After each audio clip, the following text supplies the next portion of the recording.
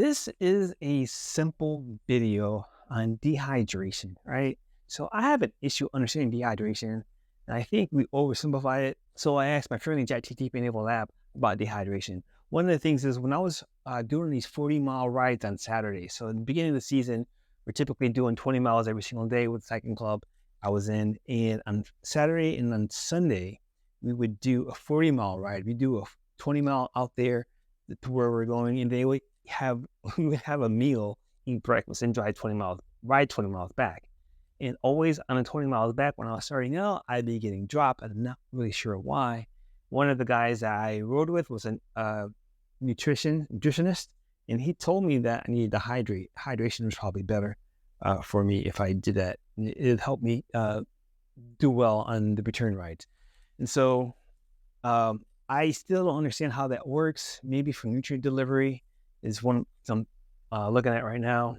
So I asked my friend in ChatGPT Enable Lab Quality Eye to define hydration and to say what can be some of the health outcomes for someone who is dehydrated, and explain how someone might prevent dehydration during the winter months, for example.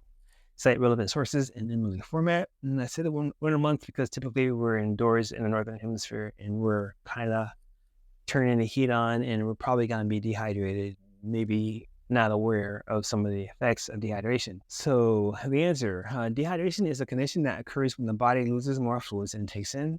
This can happen due to various reasons, including excessive sweating, diarrhea, vomiting, and not drinking enough fluids.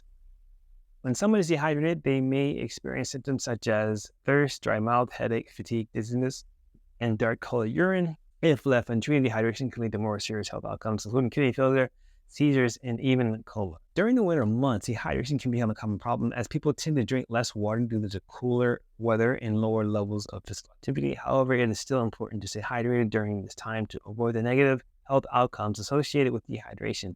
Some ways to prevent dehydration during the winter months include drinking plenty of fluids, including water, herbal tea, and warm soups, and avoiding excessive intake of caffeine and alcohol, which can contribute to dehydration.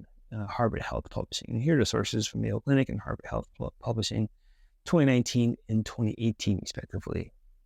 And so I wanted to know how caffeine affects or contributes to dehydration.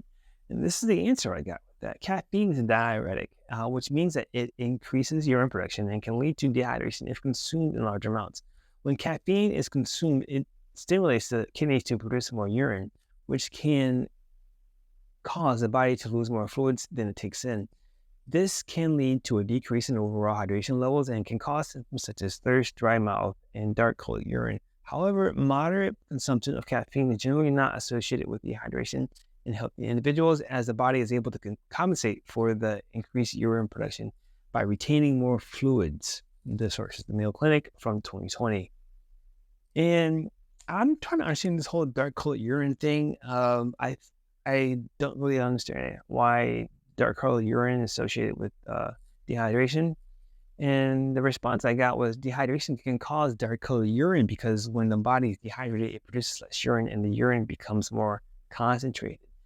This concentration can cause the urine to appear darker in color than usual. Additionally, when the body is dehydrated, it may produce less fluid to flush out waste products, leading to a higher concentration of waste products in urine, which can also contribute to darker urine. Sources Mayo Clinic 2019. And so the last question I asked was about electrolyte consumption. Like typically we think electrolytes will help with preventing dehydration. And this is what I found. Like my theory is that caffeine a lot is a vasodilator. And so as a vasodilator, you're creating more urine that way. And then as you're creating more urine, less electrolytes get recycled in your kidneys. So your kidneys recycle minerals, as I understand it. And when the blood vessels are dilated, more of what normally would be recycled in your body gets pushed out, and you're losing it during, by urinating out. That's one of my theories, right? So looking at ChatGPT's answer and reply to my question was, what role might electrolyte supplementation play in hydration? Cite relevant sources in MLA format. Electrolyte supplementation can play an important role in hydration by helping to replace the minerals that are lost through sweating and urination. Electrolytes such as sodium, potassium, and magnesium are essential for maintaining proper fluid balance in the body and for regulating nerve and muscle function. When the body loses fluids through sweating or urination, it also loses electrolytes, which can lead to dehydration and other health problems. Supplementing with electrolytes can help to replenish these important minerals and maintain proper fluid balance in the body. Medical news today. However, it is important to note that electrolyte supplementation is generally only necessary for individuals who engage in prolonged or intense physical activities, such as endurance athletes or military personnel. For most people, a balanced diet and adequate fluid intake are sufficient for maintaining proper electrolyte balance and hydration levels. Harvard Health Publishing. Sources are Medical News Today, 2018, and Harvard Health Publishing, 2019. So there you have it. So that's what it says about electrolytes, and that generally they're not necessary. It's very interesting how they included military personnel along with endurance athletes.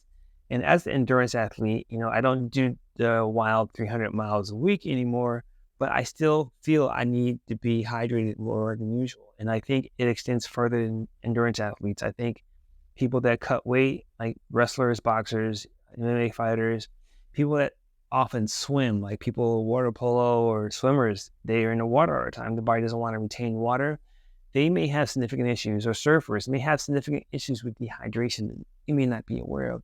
You would expect someone that's in the pool all the time would be one of the people that has the least likelihood of being dehydrated, but in some instances, the opposite probably is true, right? Anyway, that's it for this video. If you need help reaching your fitness or wellness goals, seek a fitness professional. If you want help from me, there's resources in this video, resources on this YouTube channel, and at iHeartGains.com. I'm Smitty. I hope you reach your fitness goals, and I'll talk to you in the next one.